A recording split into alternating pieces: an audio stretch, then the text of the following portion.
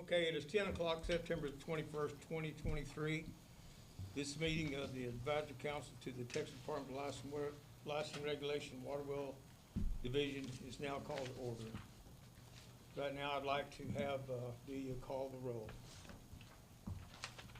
Thank you. Mr. Michael Becker? Here. Mr. Roger Russell? Here. Mr. Mike Pyburn? Here. Mr. Stephen Young? Mr. Billy Lange? Here. Mr. Jason Flint? Here. Mr. Alvaro Rosales?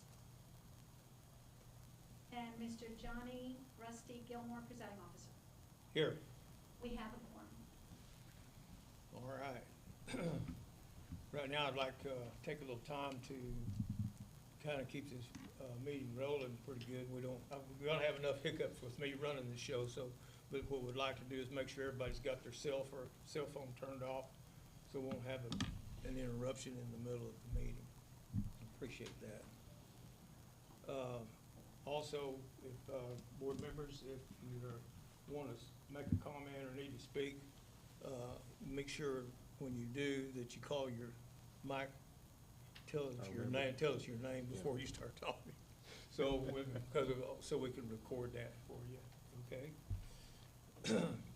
All right, now I guess we have we have two new members. Well, I think Mike was on the last meeting, but he's on Zoom. Yeah. And then Jason is new, so we'd like to, first of all, we'll introduce the board that's starting with Bill down there, and kind of, Bill, why don't you tell these new members who you are and what you do? I'm Bill Lange. I've been drilling water wells for 54 years, and I do an area around San Angelo, drill water wells and fix pumps and stuff. And I'm Roger Russell, Russell Drilling Company out of Nacogdoches, Texas. We mostly serve the East Texas area and down to near around Bastrop. We do mainly public supply wells and pump service for that. Yeah, Jason, I'm Rusty Gilmore, and I've been in the water well business up in Delhart, Texas for 52 years, and been up there in that part of the world drilling wells, and the name of my company is Rita Blanca Well Service in Delhart, Texas. I'm Mike Pyburn, owner of Alameda Water Well Service down in the Houston area in Manville. We do drilling, service, plugging, commercial, residential, pretty much across the board. Been in business full-time since 1986. The company's been around, I'm third generation, been around for 72 years this year. Yeah, Michael Becker, own Apex Drilling out of Central Texas, Marble Falls. I'm a licensed geologist. Yeah, just basically operate drilling and pump service. All right, Jason, tell us a little bit about yourself. Jason Flint, own and operate Barco Well Service out of DFW. We service and drill everything from half horse, 100-foot yard wells to 1,800-foot large diameter irrigation wells. Currently, we have a staff of 23, and we cover about 60 square miles of the northern half of Dallas-Fort Worth. We're sure welcome to we're glad to have you on board. Appreciate it. Sir. Also, we have a couple of, we have a person out sick. Alvaro Rosales is out sick today. We hope that he gets around, gets feeling better here for too long. Stephen Young is also not here, and he's on vacation. Okay. All right. I guess the first thing first order of business we'll have is go to line item C, agenda item C, and have an open government training. We're going to call on Mr. John Parker.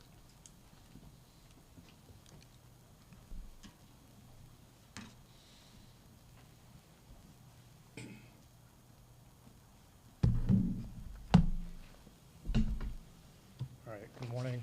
I'm John Parker, Assistant General Counsel. Before we get to the fun stuff, we got to knock out some of the boring stuff. So this training shouldn't take very long, but it's required open government training, and so let's just go ahead and get started. I have a PowerPoint on my computer that's a little different from your training, so it might differ a little bit, but for the most part, it pretty much follows throughout. So we're going to be talking about the Open Meetings Act, the Administrative Procedure Act, and the Public Information Act. This is just high level. Don't expect you guys to be experts after this training. If you have questions, you can always reach out to me or General Counsel, and we can help you out. So we're going to start with the Open Meetings Act. The purpose of this act is to ensure open and transparent government. This act requires meetings of governmental bodies to be open to the public and to be preceded by public notice of the time, place, and subject matter of the meeting. So that's what we've got today with this agenda. So the provisions of the act are mandatory, and they're to be liberally construed in favor of open government. Quorum. A quorum is a majority of the members of the advisory board or council in this case. A quorum of a governmental body, including a council, must meet in order to take an official action. So we have a quorum today, so if any actions are taken today, that would be allowed because we have a quorum. If less than a quorum meets, the board or committee may have a discussion but may not take any official actions. Deliberation means a verbal or written exchange among a quorum of a body or another body concerning an issue within the jurisdiction of the body. So we're going to be having deliberations today, discussions today, and so that's what that means. Meetings. A meeting occurs anytime a quorum of a body engages in deliberation regarding public business or public policy over which the governmental body has supervision or control, or anytime the body takes formal action. So this is a meeting today. We have a quorum. We're going to be deliberating and presumably maybe taking some formal actions. So that's a meeting today. Another key concept is notice. So the act requires advance notice of the date, time, place, and subject of each meeting held. TDLR provides this notice in the form of an agenda, which we should all have today. Notice must be filed with the Secretary of State at least 7 days before the meeting and must be posted online both by TDLR and the Secretary of State. A board or a committee may not engage in discussions about a subject not included in the agenda. So I'll be sitting over on the side and monitoring what we're talking about. If we start to get off course a little bit, I'll try to rein us back in. We can only talk about the items that are on this agenda today, all right? So just a question about this is can members ever meet in an informal setting without violating the Open Meetings Act? Yes, of course you can. You're free to engage in conversation that is incidental to the event. However, the discussion will be subject to the Open Meetings Act if a quorum meets and you engage in a discussion or make decisions. So you guys can get together, but there shouldn't be any formal decision-making or deliberations unless we've provided that notice to the public, all right? Key points to remember: always be aware of any situation occurring outside of a properly noticed meeting in which a quorum of members is present or engaged in discussion. Do not engage in substantive conversations relating to board or committee business or policy when a quorum is involved and you are outside of an officially noticed meeting. So this is a concept that comes up pretty often. Beware of the walking quorum. So a walking quorum occurs when there are fewer than a quorum engaging in a discussion about official business and then communicate those discussions to other members. So if Roger and Billy are talking to each other about official business and then they bring in Jason and Rusty and they form a forum or a quorum, that becomes a walking quorum. So we have to avoid issues like that. That can be talking in person or via text message or emails. That can all become a walking quorum. So that's just something to keep in mind if you guys are discussing official business, all right? So I just gave an example. So walking quorums can occur during conference calls, video conferences, hallway discussions, and like I said, emails, text messages, or other new technologies. So just keep that in mind when you guys are talking to each other. So best practices to avoid a walking quorum. To avoid a quorum, members should not meet in small groups, discuss board or committee business, and then communicate those discussions to other members. You should not send emails or text messages to a quorum of members regarding official business. Even if each email is addressed and sent to each other individually, you should not create posts on social media about board business where a likelihood exists that a quorum of members could participate in the discussions. And lastly, members should not, should not ask a quorum of members, even on an individual basis, for feedback on comments on board or committee business outside of the public meeting. This is called polling, and so just try to avoid polling each other on social media and whatnot. So some guidelines for open sessions. A board or committee is limited to discussing the specific items on the agenda. During the public comment portion of the meeting, members of the public are given an opportunity to speak, and the presiding officer may set reasonable limits on the commenters. A member of the public or a member of the board may raise a subject that has not been included on the agenda. However, any discussion of the subject must be limited to a proposal to place the subject on the agenda for a future meeting, all right? Any questions so far? Good. All right, some best practices. To avoid violating the act on the basis of insufficient notice, members should limit discussions to the specific agenda items contained in the posting filed with the Secretary of State. Avoid allowing discussions regarding specific agenda items to wander off course into new issues that have not been noticed to the public. Should not respond to or discuss issues that are raised during a public comment, but which are not on the agenda, and specifically identify items for future agendas and communicate those items to TDLR staff. So there are penalties for violating this. There can be a civil remedy. Any interested person, including the media, may petition the courts to stop actions taken in violation of the Open Meetings Act.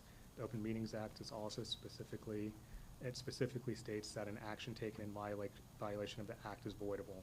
So if we were to discuss something today that's not on the agenda, we vote on it, but that could be voidable. So we just try to avoid that at all costs.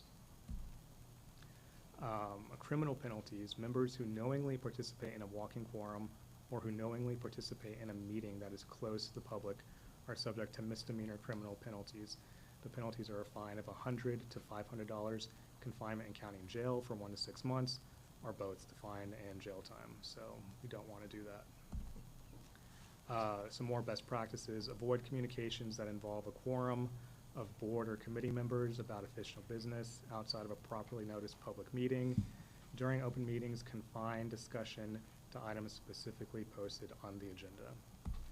So in your materials, you'll see some links to some resources. So if you have further questions, again, you can always come to me. These are good links, good resources that could possibly answer some questions. And there's also the General Counsel's number there, so you could always give us a call if you have questions. So just keep those items in mind while we're having this meeting, and if you guys are ever discussing official business together, all right? So now we're going to move on to the Administrative Procedure Act.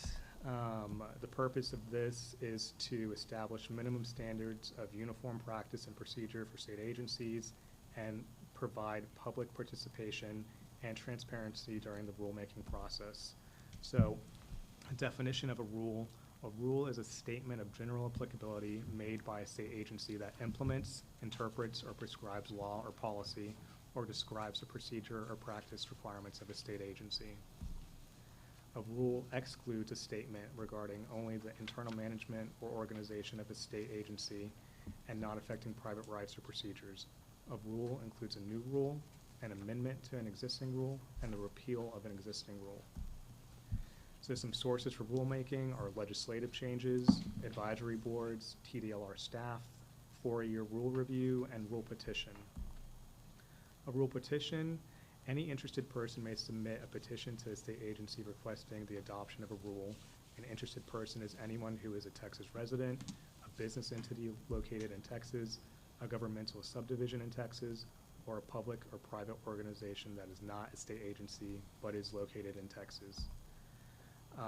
In these materials, it kind of lays out the rulemaking process. I won't go through all of that today, but it starts with rule drafting. We have board meetings, there are public comments, and then adoption of the rules at our commission meeting, and then there's an effective date of the rules. So that's kind of the procedure for how rules get made.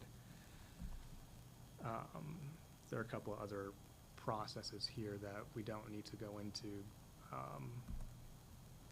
And then again, for the APA, there are some rulemaking resources in your materials. So there are links there to answer questions that you may have. Or again, you can call the General Counsel's office, and that number is provided in your materials. And then lastly, the Public Information Act. Public Information Act, also sometimes referred to as the Open Records Act, is intended to allow public access to information about the affairs of government and the official acts of public officials and employees. The act makes all documents, records, and other information relating to official business open to the public, with some exceptions. Public information includes any electronic communication created, transmitted, or received or maintained on any device if it is in connection with official agency business. The act should be construed liberally in favor of granting requests of information. So even on a personal cell phone, you may have a work cell phone and a personal cell phone. If you're talking work stuff on your personal cell phone, that could be subject to the act. So just keep that in mind. The process, first you'll get a request received. If you receive a written request for records or correspondence that looks like a public information request, please forward the request to the Office of General Counsel as soon as possible. If we request information from you, please respond as soon as possible as well. A prompt response is required because TDLR must respond to requests as soon as possible, but not later than 10 business days after receiving the request. So once we get one of those requests, we kind of have to get the ball rolling to get those documents provided. We cannot ask why someone wants the records. We can only ask for clarifications through the GC Open Records team. So if you receive a request, you can't ask them why. You should just come to us immediately, and we can handle that. Okay. General rule and common exceptions or exemptions. There's a presumption of openness, but certain information is required to be redacted from open records. Some of these examples include a date of birth, most email addresses, driver's license, license plate, and VIN records, credit card numbers, and HIPAA information. And again, in your materials, there are a lot of resources, a lot of links that you can go to if you have questions or if you just want more information. Again, the General Counsel's office, our number is provided in the materials, and you can always reach out to us if you guys have questions. All right? So that's all I've got for open training. Any questions? All right, thank you. Thank you, John. Appreciate that very much. I guess, I guess everyone on the board received a copy of the minutes of the last meeting in your packet. I'm assuming everybody's reviewed those. And so right now, I'd like to entertain a motion to approve those minutes. I'll make the motion. I need Bill a s- Lange. I need a second. Second, Roger Russell. All right, we have a motion to approve the minutes and a second. And now we'll call on Dee to call the roll. Michael Becker, Here. Roger Russell, Here. Mike Pyburn, Here. Billy Lange, Here. Jason Flint, Here. and Rusty Gilmore, presiding officer. All right. Motion passes.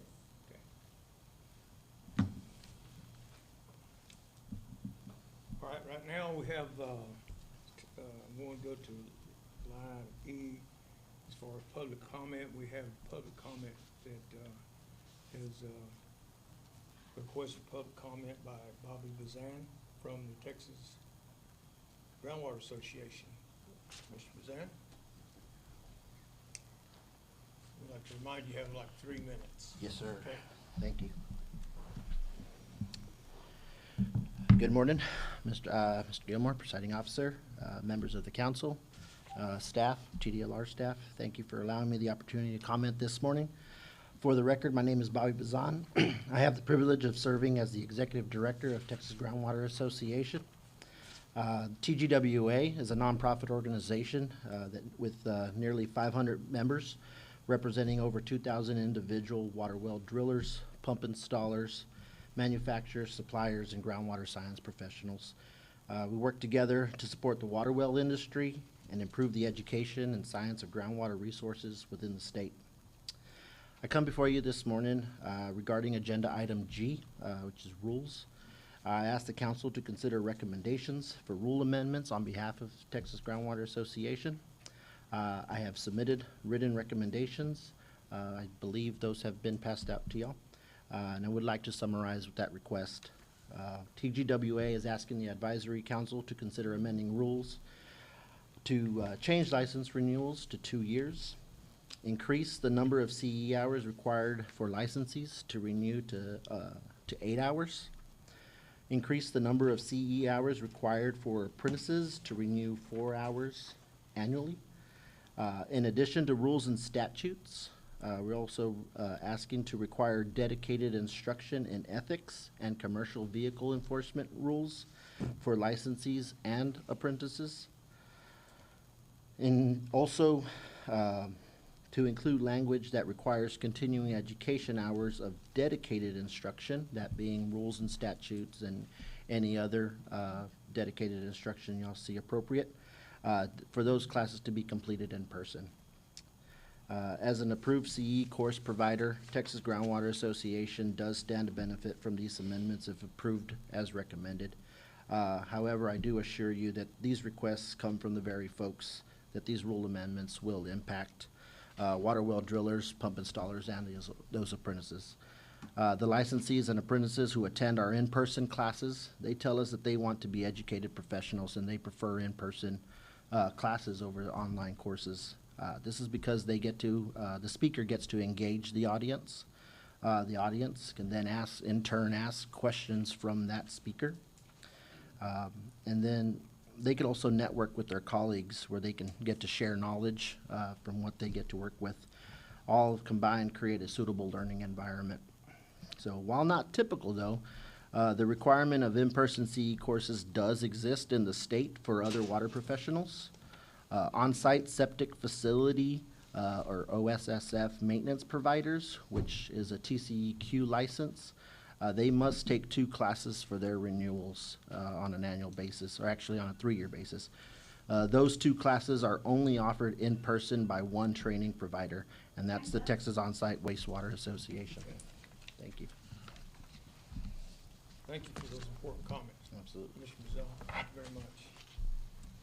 I guess now we'll go on to staff reports. We'll start with the licensing division, Yvonne Lopez and Jennifer Cortez.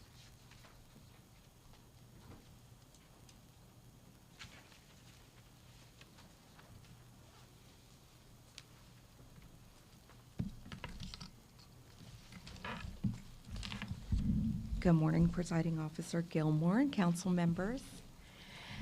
So I am Yvonne Lopez, Licensing Manager for this program. Good morning, board members. I'm Jennifer Cortez, and I'm the team lead for Yvonne's team. We're happy to have you here. Thank you. Before you have the licensing statistics for the water well drillers and pump installers and the apprentice water well drillers and pump installers. You see the statistics show the populations in fiscal year 2023 and fiscal year 2022. And I will be happy to take any questions that you may have. Board members have any questions? They look very similar. All right. Well, thank you so much for your time. Thank you.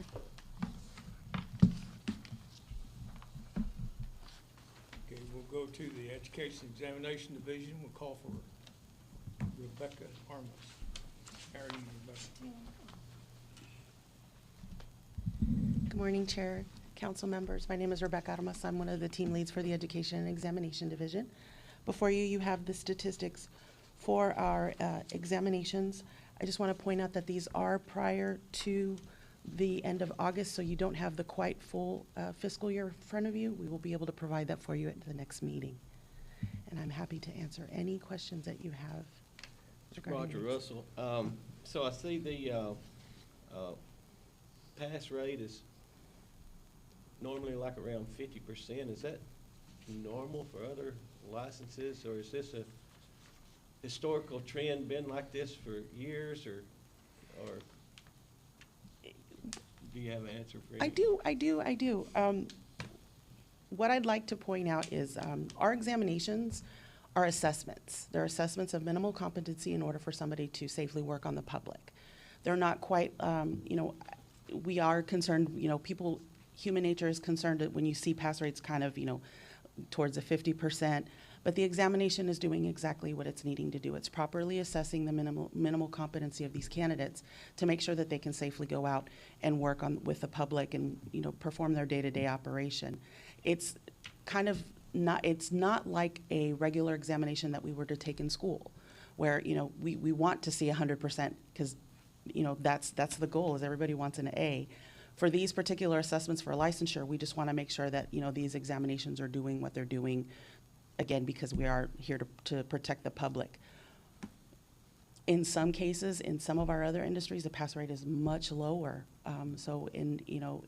Whereas, your concern for your industry is warranted, but it's consistent. As you'll see, we can't show that, on that fourth quarter, it does look a little low, but it does range around, 40 or 50% as a whole.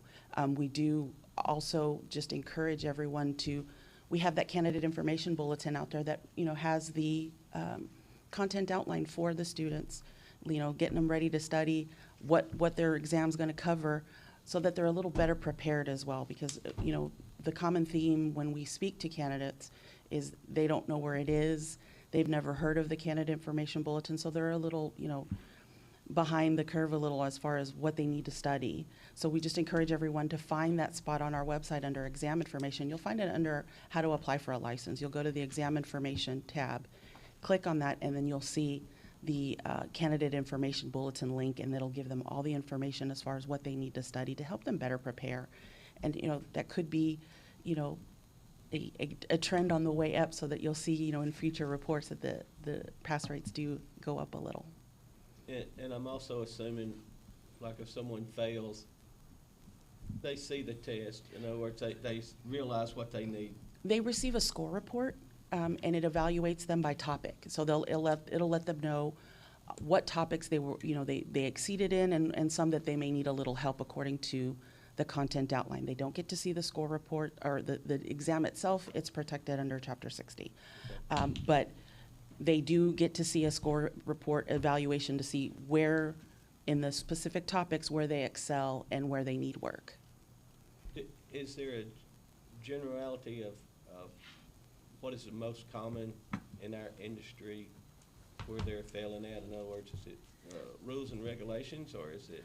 I don't have other that topics? information offhand, Mr. Russell, but I can certainly get you that information. I can contact our vendor and have them pull a report for us by topic, and I can present that to you. I can get that to you in an email, no I problem. appreciate it. Of course. Rebecca, Rusty Gilmore, are there any numbers out there that can tell you how many of these people that do fail come back to retake their exam? So we can provide you that information as far as the retakes, because what you see in front of you, these are attempts at the examination. These are not individuals, these are attempts at the examination. But we can provide you with first-time pass rates of, who passed it on the first time, and then, the repeat pass rates as well. I can get you that information. Very good, thank you. Of course. Any other board members? Any comment, questions? Thank you, Rebecca. Of course.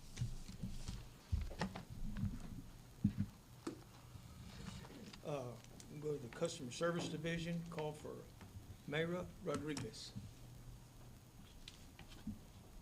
Hope I said that right. Myra. Myra, okay. Good morning, board members. My name is Myra Rodriguez, and I am one of 3 managers in the Customer Service Division overseeing the water well drillers and pump installer program. In front of you, you would see the statistics for our phone calls and emails that have been received for fiscal year 23 and 22, I'm sorry. And I'm available for questions if you have any.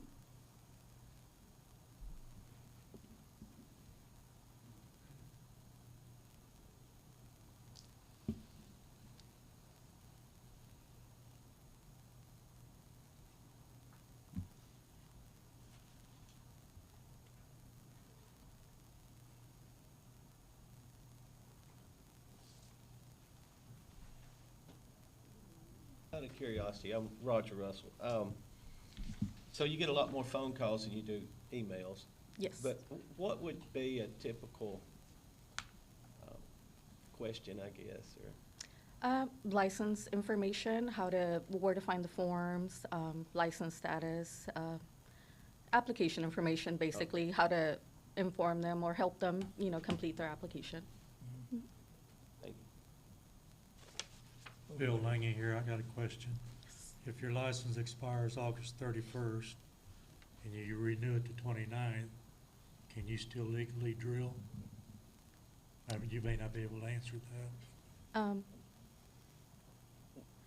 Yeah, I'm not, Before you get your new license back. Because it uh-huh. takes 3 weeks, 4 weeks to get a license. It does. It takes some time to get the license back. I will have to defer that I have question. to ask David that. Yes. Okay. What was the question, the date specifically? Like your license expired like 31st and you renew it 4 or 5 days before. Oh, 4 or 5 days. But you don't get your new license till 3 or 4 weeks after the old one expires. Technically, until you got the card in your pocket, you can't drill. That's But, it. that's not always the case because sometimes we get a little problem here that we have to, and we'll let you know that it's okay because your license is gonna be processed and sent to you. But technically, your license expires, you're expired. Even if you renewed it, Even if you renewed it, that's why Beforehand. we always tell everybody, we send your renewals out 45 days prior to expiration. yeah. So- Sorry, Steve Bruno, Deputy Executive Director, I apologize, I came in a little bit late. Can we hold that question? Yeah. And we will get an answer Sure. before the end of the meeting? Okay. Great, thank Be you. fine. Thank you.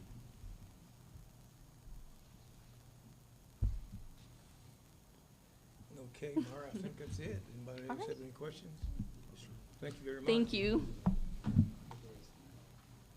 Okay, we'll go on to Enforcement Division.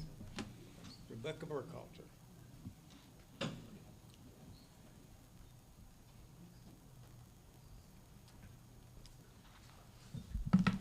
Good morning. My name is Jessica Hurtado. I'm a senior prosecutor in the Enforcement Division. I'm here on behalf of Rebecca. She's out on vacation. So I can't answer the previous question that you were asking, sir. Under the Administrative Procedures Act, there is a provision in the law that says if you've timely renewed and you've submitted everything, correctly, that your license is going to be valid. Unless until there's some other action taken. So if you've renewed on time and you've submitted everything that needs to be submitted, and you're just waiting on the department, you're okay. Okay. Thanks for that, Jessica. Thank you. And if it's, Jessica, I would also add, we tell the public to do this, and you can do this as well. If you go to our website, you can see a list of a current license or not, and it'll have that date on our website. So if you've renewed, like Jessica said, and sent everything, you will probably be able to see on our site your valid date. Okay.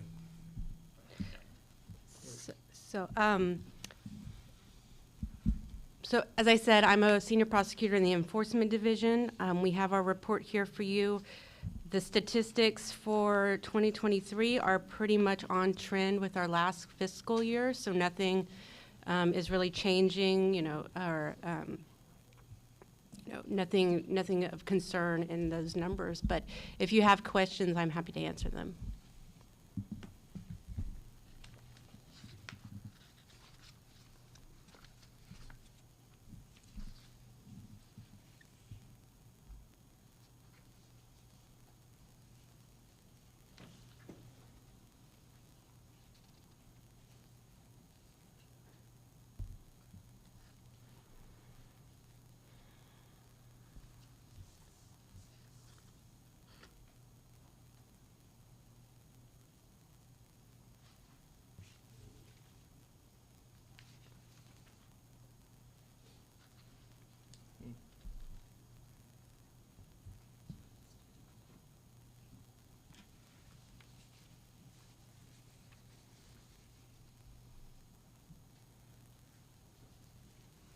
Any board members have any questions?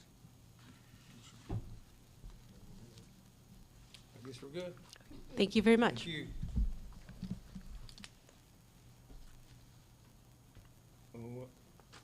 Next, we'll go to the Compliance Division.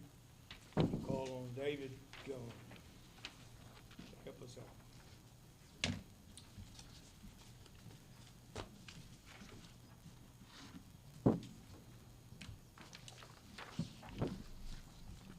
Good morning. David Gunn, Water Well Driller Program. As you can see, we provided you with numbers on inspections and everything. If you have any questions about that, I'll address that. Next thing is the current projects. The co-mingling work group met back on March 27th. They required some more information, so we are meeting again to provide that information after this meeting. We're working to get all drillers to enter their well reports and plugging reports online. We'll be sending out another letter saying, please, use the system. During the past year, we've done 15 different outreach projects, and they're all listed on there, so if you have any questions about any of them, let me know. And that's the end of my report. Unless you got questions.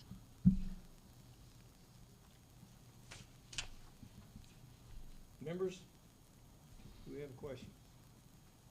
David, you're off the hook. Good. Thanks. All right, we'll call on the Executive Office report from Steve Bruno.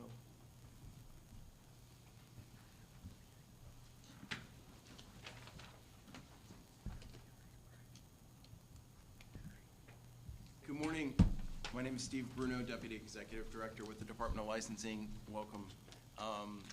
I've been familiar with your group for a long time. As a bit of background, I started working at TDLR in 2007, so some of you are quite familiar to me, and so is your program. I was hired as the Government Relations Officer, and I moved up and was most recently Legislative Director, and I think about 4 weeks ago, I became Deputy Executive Director. So it's a new role for me, and I appreciate your patience with me as I step into it. Wanted to give you a brief update from the Executive Office of things that have happened since you all last met. I believe it was the summer of 2022 when we were last together. Since that time, we have had 2 new commissioners appointed to the Commission of Licensing and Regulation, Commissioner Lori High and Commissioner Sujith Duraksharam. They have jumped in and are a great addition to our other 5 members. We've had a couple of retirements from the agency for some longtime employees who you used to work with. David Gonzalez, who was a Deputy Executive Director, and you have probably worked with Dee Dee McEachran in the past, who was our longtime Director of Licensing, who has also retired. Obviously, the big update is the legislative session ended, and we have a major bill that impacted your program that you all will be talking about in a second, House Bill 3744. That's something that I worked on with Jeff Kopis. Jeff is in the back, and he's going to be the lead for government relations for the time. He worked closely with us on that bill, and we were very excited to see it get across. Legislative sessions are always very interesting.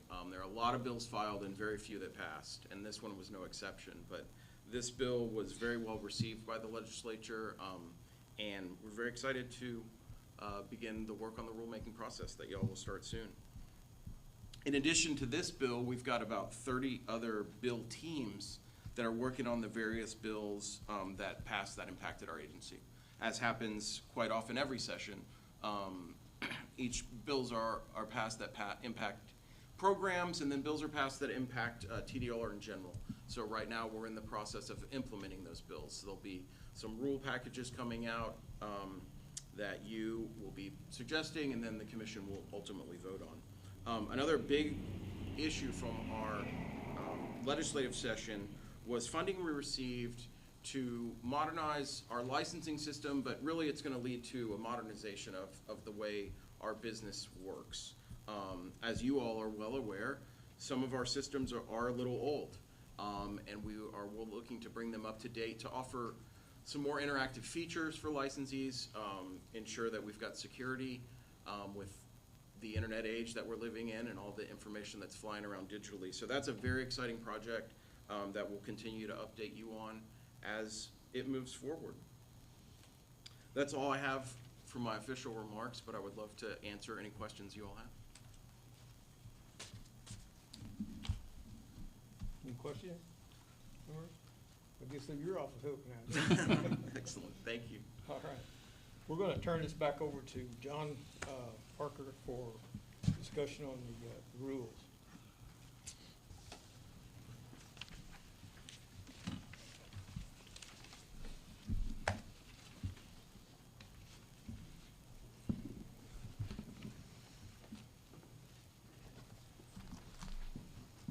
All right, thank you. John Parker, Assistant General Counsel, and David Gunn, Program Manager. so, yeah, as mentioned a moment ago, the purpose of this package is to implement House Bill 3744. Some of the changes in this bill, we implement a change in the length of license terms and renewal terms for certain license holders. We update continuing education requirements. We update fees for certain license holders, and we implement a couple of staff changes regarding the delivery of state law reports. So David and I are available for any questions that you may have. Bill Lange here. So we're going to 2 years. Is the license cost going to double then, or? Yes, for the pump installers and the water well drillers, the fees are going to double.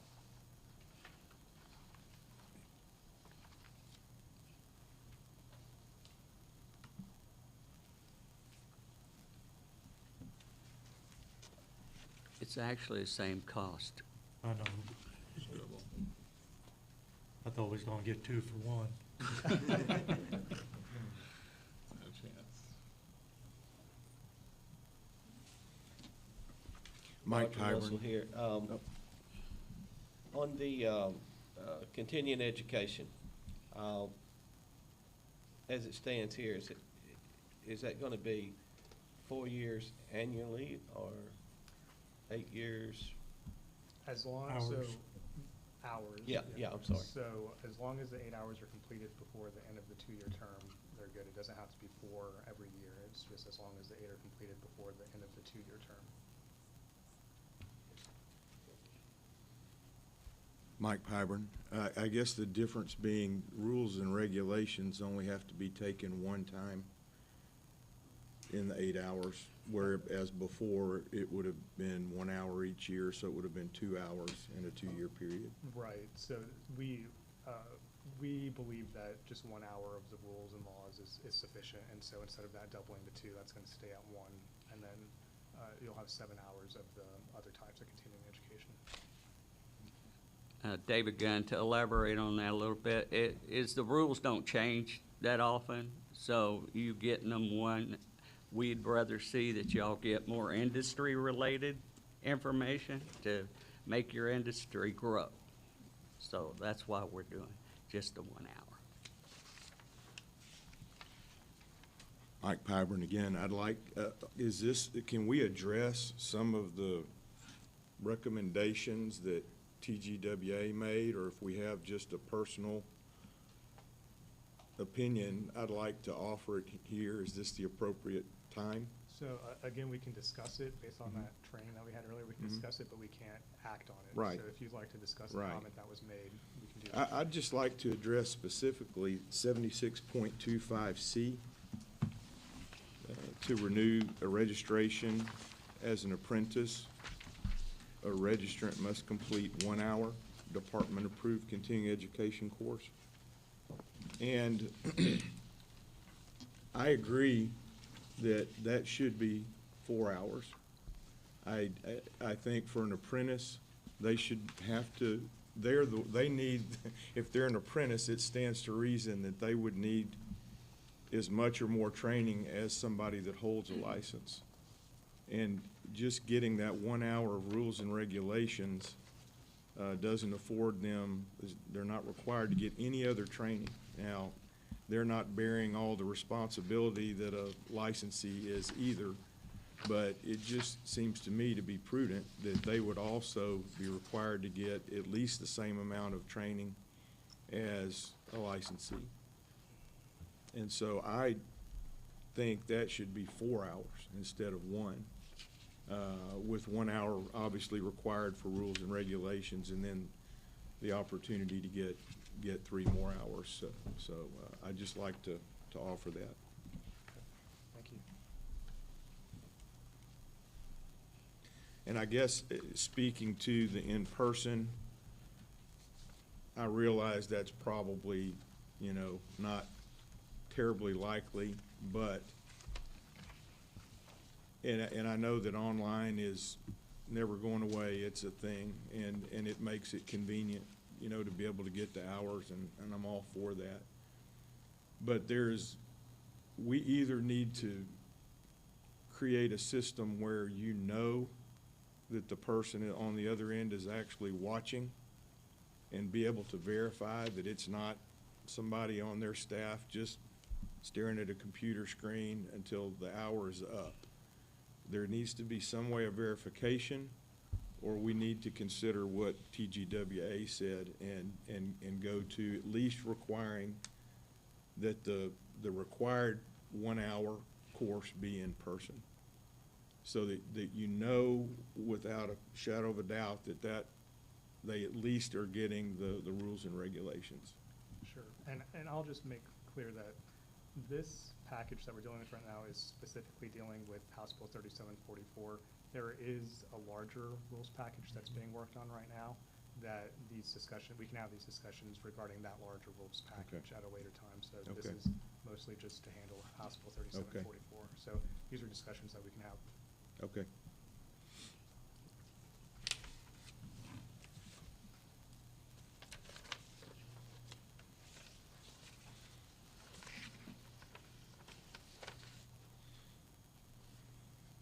Okay, members, do we have any other questions?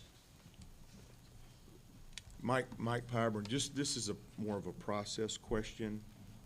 So if you wanted to go back and change that to 4 hours, then if I'm understanding it correctly, you would have to withdraw this, go back and change it, and then come back and go through the advisory, start the process over, basically? I don't think we'd have to start it over. Can that be just inserted into this and the rule, and then we come back and talk about it again at the second We meeting? can make changes based on if there are recommendations, and you guys vote on those recommendations today, we can do those and discuss them at a future advisory board meeting. I will mention that we are tight on time to get these rules implemented before our December commission meeting. And so I was gonna ask for, I was gonna request today that we bypass the second meeting. So ideally, the sooner we can get this process through, the better. But if there are recommended changes that you guys vote on and approve on today, we could still make that work. So if I offered that as a motion to change it to 4 hours for the apprentice, would that be the appropriate vehicle to? You guys would then vote on it? We vote on it? Yes, if it's voted up, if it's approved, then that's a change that we would have to make, yes. Well, Mr. Chairman, I move that we change 76.25C to require 4 hours of apprentice training in lieu of 1. Okay, members, we have a 7524C. Yes, 76.25C. Okay, members, we have a motion from the board to change 76.25C to go to 4 hour, Correct. 4 hour. For apprentices. Right, for apprentices. 4 hours annually for apprentices. We have a second. Roger Russell, I second that motion. Okay, I have a motion and a second. We'll put this, any other discussion? Okay, we'll put this up to a vote. Do you want to call the roll for vote, please? Yes, sir. Michael Becker? Here. Roger Russell, Yea or nay? Huh. Yea or nay? Mike Pyburn, Yay. Yes. Bill Langy, Yes. Jason Flint, Yay. and Rusty Gilmore, presiding officer. Aye. Motion passes.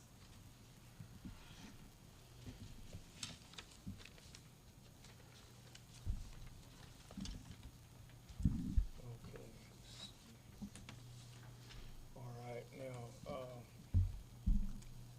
any other questions, discussion on those Just rules? real quickly, and I'm sorry, I don't mean to Not a problem. hog the discussion. There was also some discussion about some additional required courses on top of the rules and regulations. I think one was commercial, one was ethics, and one had to do with commercial vehicle enforcement rules.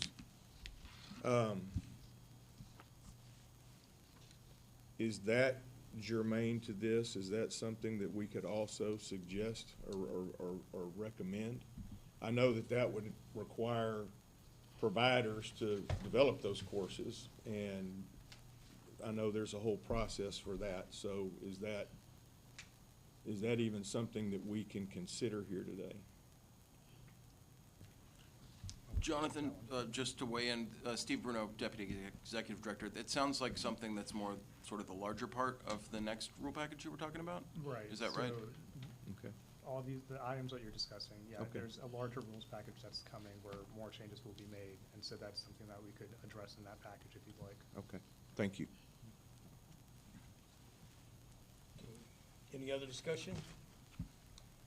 If not, I'm gonna ask for a motion, to, approve the proposed rules as presented for the publication and ultimate adoption by the commission to bypass a second advisory council meeting. Do I have a motion? So moved. Mike Pyburn, so moved. I have a motion to do that, and now do I have a second? Bill Langy, I'll second it. Okay, we have a motion and a second to go forward with the vote. Do So you, I'm sorry. Okay. So you just had a motion to pass them as presented, and so I think As there's been amended. an amendment, so I think the motion should be to approve the proposed rules as amended for publication. as amended, okay. I'm sorry. Do I need to change anything other than that? Mike Pyburn, I'll move that we approve the rules as amended. Do I have a second? Bill Langy, I'll second it. Yeah. Would you please call the roll for vote? Yes, sir. Michael Becker, Yes. Roger Russell, Mike Pyburn, Aye. Bill Langy, Aye. Jason Flint, Yes. Rusty Gilmore, presiding Aye. officer. Motion passes. Thank you. All right. Thank you. Kind of run a little bit. Guess we have any recommendations for agenda items for the next council meeting? No, we'll leave it up to, go ahead. No, when will the larger rules, will it be at our next meeting, the discussion of the larger rules package, or do you know? That depends on when the next meeting is scheduled. Presumably, the work has already started on that package, and so presumably, we could have a discussion about it. Okay, thank you.